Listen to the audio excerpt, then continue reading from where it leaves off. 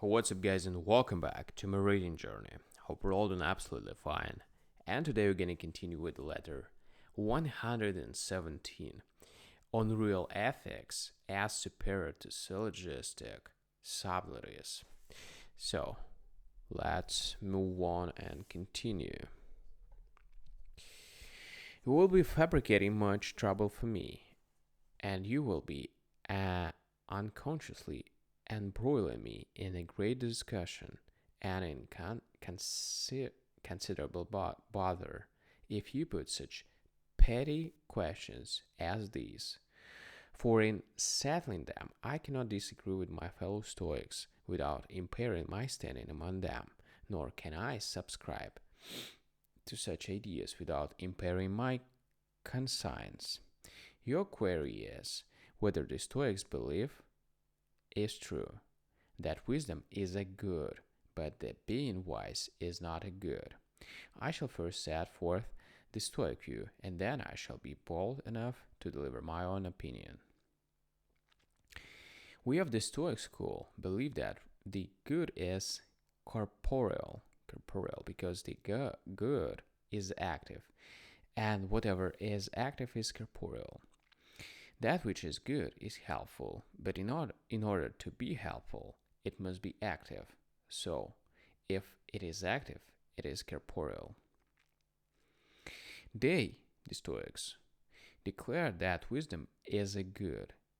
It therefore follows that one must also call wisdom corporeal, but they do not think that being wise can be rated on the same basis.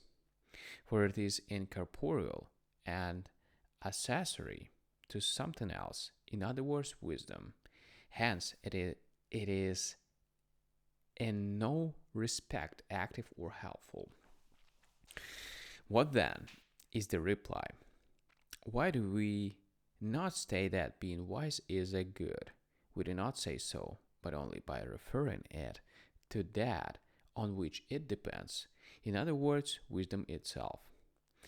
Let me tell you what answers other philosophers make to these objectors before I myself begin to form my own creed and to take my place entirely on another side. Judged in that light, they say, not even living happily is a good. Willy-nilly, such persons ought to reply that the happy life is a good, but that living happy is not a good. And this objection is also raised against our school. You wish to be wise, therefore, being wise, a thing to be desired. And if it be a thing to be desired, it is a good. So our philosophers are forced to twist their words and insert another syllable into the word desired, a syllable which our language does not normally allow to be inserted. But with your permission, I shall add it. That which is good, they say, is a thing to be desired. The desirable thing is that which falls to our lot after we have attained the good. For the desirable is not sought as a good. It is an accessory to the good after the good has been attained. I myself do not hold the same view, and I judge that our philosophers have come down to this argument because they are already bound by the first link in the chain, and for that reason may not alter their definition. People are wont to concede much to the things which all men take for granted. In our eyes, the fact that all men agree upon something is a proof of its truth. For instance, we infer that the gods exist for this reason, among others, that there is implanted in everyone an idea concerning deity, and there is no people so far beyond the reach of laws and customs that it does not believe at least in gods or some sort. And when we discuss the immortality of the soul, we are influenced in no small degree by the general opinion of mankind, who either fear or worship the spirits of the lower world. I make the most of this general belief. You can find no one who does not hold that wisdom is a good, and being wise also. I shall not appeal to the populace like a conquered gladiator. Let us come to close quarters, using our own weapons. When something affects a given object, it is outside the object which it affects, or is it inside the object it affects? If it is inside the object it affects, it is as corporeal as the object which it affects. For nothing can affect another object without touching it, and that which touches is corporeal. If it is outside, it withdraws after having affected the object, and withdrawal means motion, and that which possesses motion is corporeal. You expect me, I suppose, to deny that race differs from running, that heat differs from being hot, that light differs from giving light. I grant that these pairs vary, but hold that they are not in separate classes. If good health is an indifferent quality, then so is being in good health. If beauty is an indifferent quality, then so is being beautiful. If justice is a good, then so is being just. And if baseness is an evil, then it is an evil to be base, just as much as if sore eyes are an evil, the state of having sore eyes is also an evil. Neither quality, you may be sure, can exist without the other. He who is wise is a man of wisdom. He who is a man of wisdom is wise. So true it is that we cannot doubt the quality of the one to equal the quality of the other, that they are both regarded by certain persons as one and the same.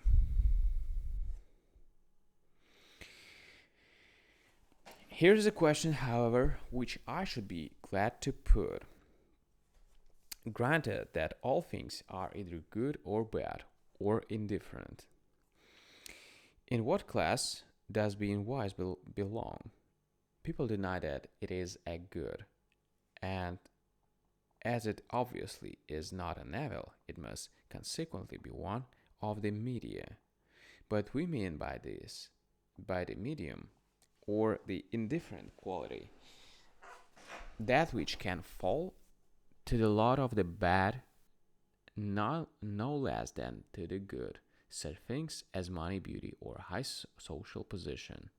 But the quality of being wise can fall to the lot of the good man alone. Therefore, being wise is not an indifferent quality, nor is it an evil either, because it cannot fall to the lot of the bad man. Therefore, it is a good.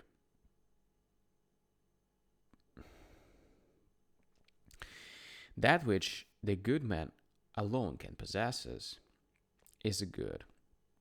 Now, being wise is a possession of the good man only. Therefore, it is a good.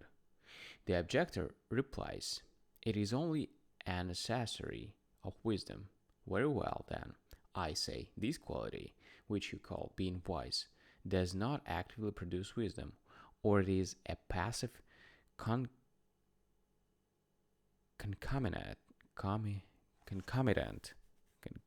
of wisdom.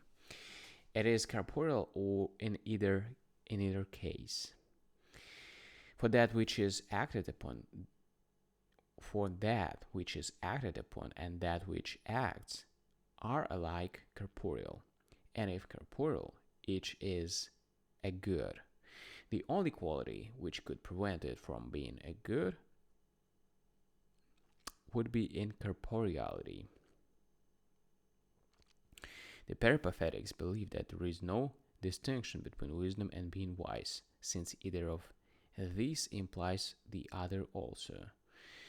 Now, do you suppose that any man can be wise except one who possesses wisdom, or that any one who is wise does not possess wisdom?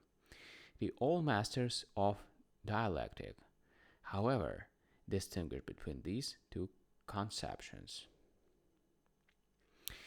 And from them, the classification has come right down to the Stoics. What sort of a classification this is, I shall explain.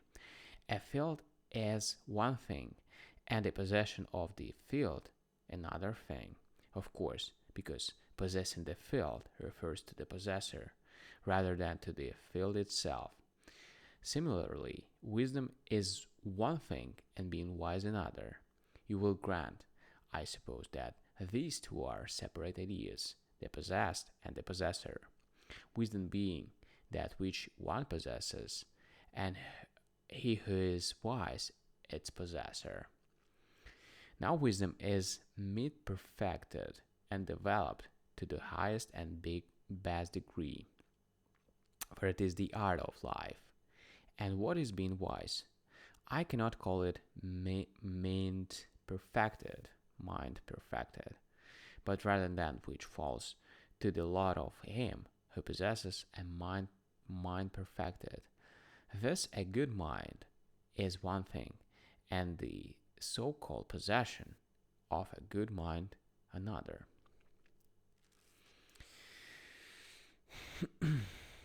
There are, it is said, certain natural classes of bodies. We say, this is a man, this is a horse. Then there attend on the bodily nature certain movements of the mind, which declare something about the body, and these have a certain essential quality, which is sundered from body. For example, I see cattle walking. The senses indicate this, and the mind believes it. What I see is body, and upon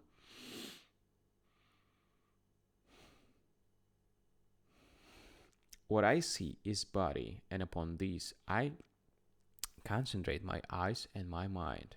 Again, I say, cattle walks. What I say, they continue, is not body. It is a certain declarative fact concerning body, called variously an utterance, a declaration, a statement. Thus, when we say wisdom, we mean something pertaining to body. When we say he is wise, we are speaking concerning body. And it makes considerable difference whether you mention the person directly or speak concerning the person. Supposing for the present that these are two separate conceptions, for I am not yet prepared to give my own opinion. What prevents the existence of still a third, which is nonetheless a good? I remarked a little while ago that a field was one thing and the possession of a field another.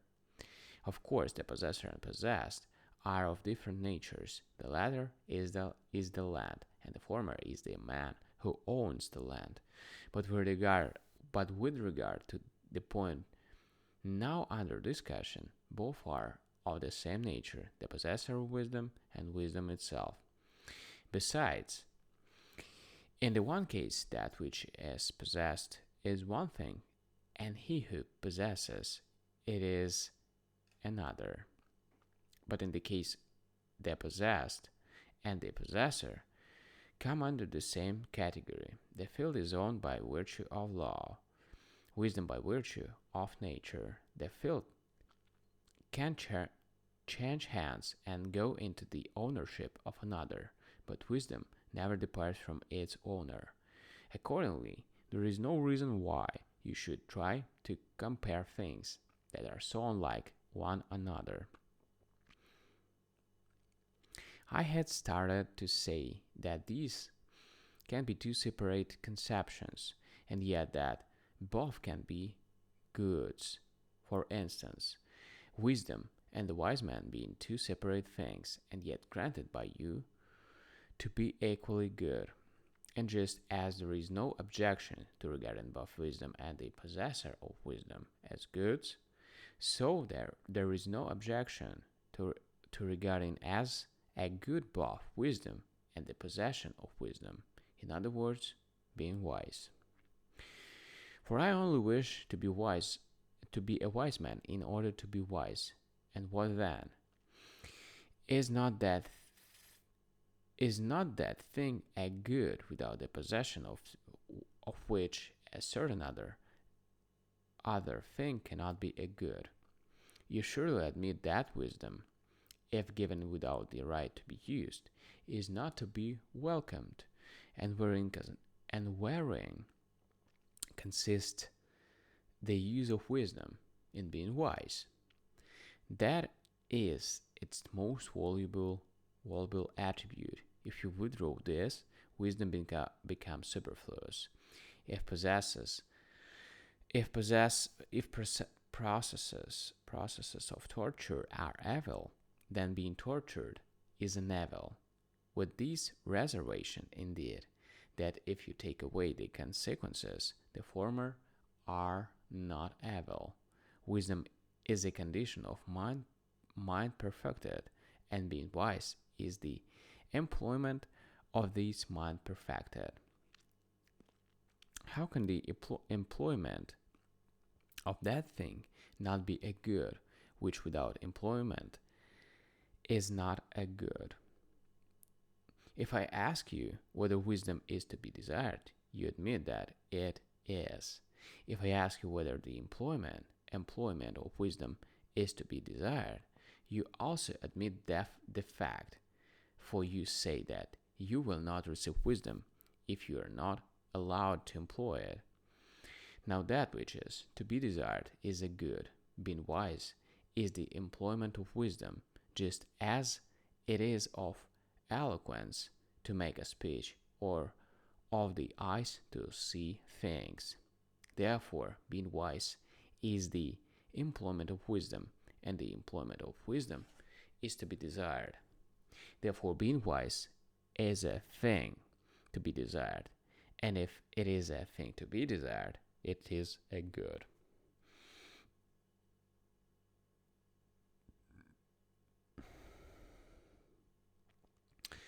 Lo, L-O. These many years I have been condemning myself for imitating these men at the very time when I am arranging them, and of wasting words on a subject that is perfectly clear. For who can doubt that if heat is an evil, it is also an evil to be hot, or that if cold is an evil, if it is an evil to be cold, or that if life is a good, so is being alive. All such matters are on the outskirts of wisdom, not in wisdom itself. But our abiding place should be in wisdom itself. Even though one takes a fancy to Rome, wisdom has large and spacious retreats. We may investigate the nature of the gods, the fuel which feeds the constellations, or all the varied courses of the stars. We may speculate whether our affairs move in harmony with those of the stars, whether the impulse to motion comes from thence into the minds and bodies of all, and whether even these events, which we call virtues,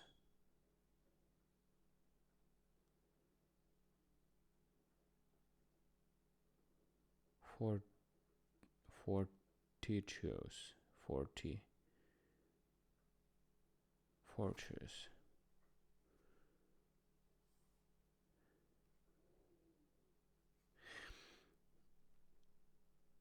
feathered,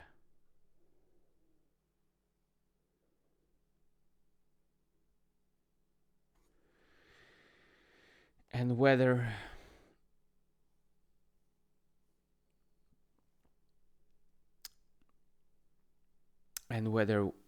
even these events we call fortunes are fettered by strict laws, and nothing in this universe is unforeseen on or unregulated in its revolutions. Such topics have nowadays been withdrawn from instruction in morals, but they uplift the mind and raise it to the dimensions of the subject which it discusses. The matters, however, of which I was speaking a while ago, wear away and wear down the mind, not as you and yours maintain, wetting but weakening it. And I ask you, are we to fritter away that necessary study which we owe to greater and better themes in discussing a matter which may perhaps be wrong and is certainly of no avail? How will it profit me to know whether wisdom is one thing and being wise another? How will it profit me to know that the one is and the other is not a good? Suppose I take a chance and gamble on this prayer: wisdom of you and being wise for me, we shall come out even. Try rather to show me the way by which I may attain those ends. Tell me what to avoid, what to seek, by what studies to strengthen my tottering mind, how I may rebuff the waves, how I may rebuff the waves that strike me abeam, and drive me from my course, by what means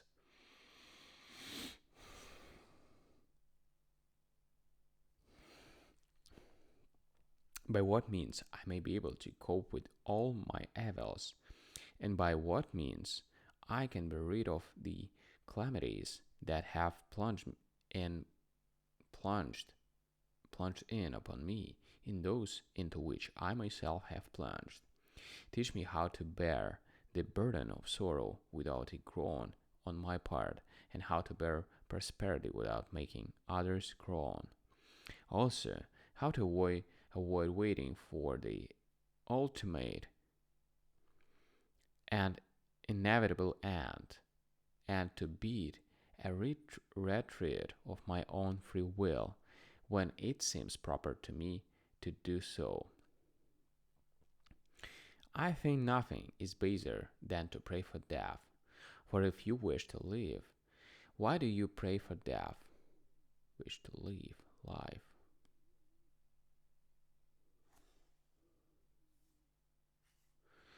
Why do you pray for death? And if you do not wish to live, why do you ask the gods for that which they gave you at birth? For even as against your will, it has been settled that you must die some day. So the time when you shall wish to die is in your own hands. The one fact is to you a necessity, the other a privilege. I read lately a most disgraceful doctrine uttered, more shame to him, by a learned gentleman. So may I die as soon as possible. Fool, thou art praying for something that is already thine own. You may So may I die as soon as possible. Perhaps thou didst grow old while uttering these very words. At any rate, what is there to hinder. No one detains thee. Escape by whatsoever way thou wilt. Select any portion of nature and bid it provide thee with the means of departure.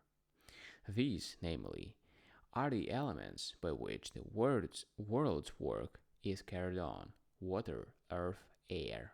All these are no more the causes of life than they are the ways of death. So may I die as soon as possible. And what is thy wish, with regard to these, as soon as possible? What day dost thou set for the event? It may be sooner than thy prayer requests. Words like these come from a weak mind, from one that counts pity by such cursing. He who prays for death does not wish to die. Ask the gods for life and health. If thou art resolved to die, death's reward is to have done with prayers. It is with such problems as these, my dear Lucilius, that we should deal by such problems that we should mold our minds.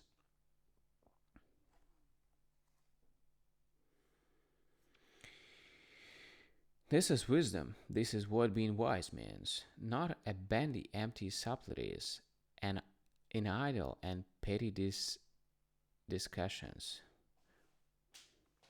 Fortune has set before you so many problems which you have not yet solved, and are you still splitting hairs? How foolish it is to practice strokes after you have heard the signal for the fight. Away with all these dummy weapons. You need armor for a fight to the finish. Tell me by what means sadness and fear may be kept from disturbing my soul, by what means I may shift off this burden of hidden cravings. Do something. Wisdom is a good, but being wise is not a good. Such talk results for us in the judgment that we are not wise, and in making a laughing stock of this whole field of study on the ground that it wastes its effort on useless things.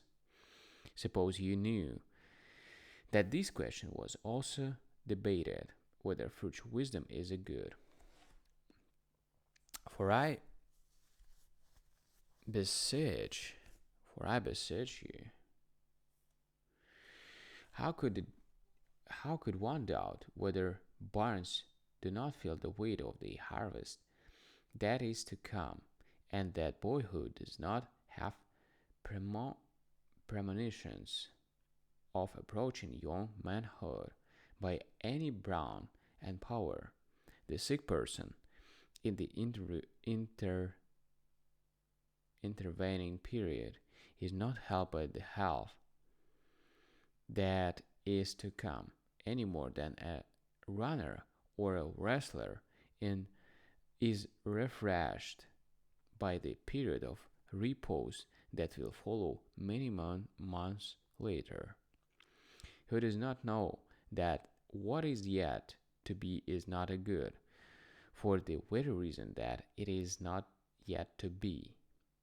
For that which is good is necessarily helpful, and unless things are in the present, they cannot be helpful. And if a thing is not helpful, it is not a good. If helpful, it is already. I shall be a wise man some day, and this good will be mine when I shall be a wise man. But in the meantime, it is not existent. A thing must exist first, then may be of a certain kind. How, I ask you, can that which is still nothing be already a good? And in what better way do you wish it to be proved to you that a certain thing is not, than to say, it is yet to be. For it is clear that something which is on the way has not yet arrived. Spring will follow. I know that winter is here now, summer will follow.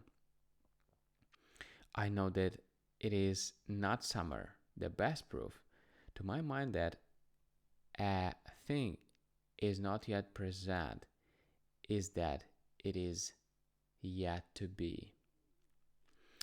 I hope someday to be wise, but meanwhile I'm not wise. For if I possessed that good, I should now be free from this evil. Someday I shall be wise. From this very fact, you may understand that I'm not yet wise. I cannot at the same time live in that state of good and in this state of evil. The two ideas do not harmonize, nor do evil and good exist together in the same person. Let us rush past all these clever nonsense and hurry on to that a real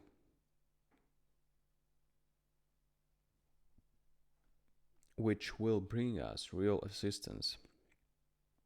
No man who is anxiously running after a midwife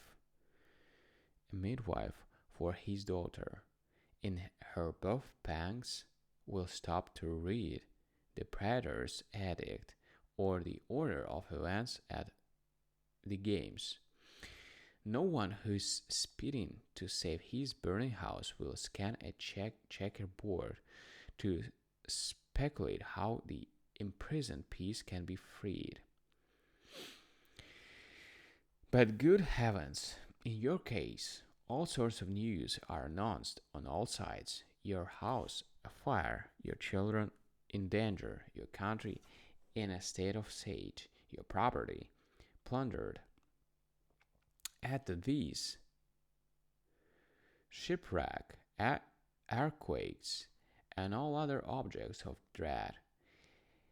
Harassed amid these troubles, are you, are you taking time for matters which serve merely for mental entertainment? Do you ask what difference there is between wisdom and being wise? Do you tie and untie knots such a ruin, while such a ruin is hanging over your head? Do you tie and untie knots while such a ruin is hanging over your head? Nature has not given us such a generous and free-handed space of time that we can have the leisure to waste any of it.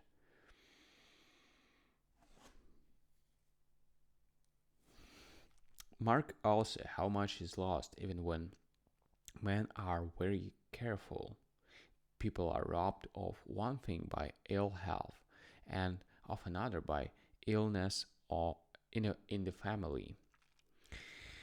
At one time private, at, at another public, business absorbs the attention, and all the while sleep shares our lives with us, and all the while sleep shares our lives with us. Out of this time, so short and swift, that carries us away in its flight, of that avail is not to spend the greater part on useless things. Besides, our minds are accustomed to entertain rather than to cure themselves, to make an aesthetic pleasure out of philosophy, when philosophy should really be a remedy. What the distinction is between wisdom and being wise, I don't know. But I know that it makes no difference to me whether I know such matters or am I ignorant of them, or I am ignorant of them. Tell me, when I have found out the difference between wisdom and being wise, shall I be wise? Why then do you occupy me with the words rather than with the works of wisdom? Make me braver, make me calmer, make me the equal of fortune, make me her superior. And I can be her superior if I apply to this end everything that I learn. Farewell. Alright, guys, so that was a long one. So, thank you for joining me today on this video. See you tomorrow in the next one. Bye.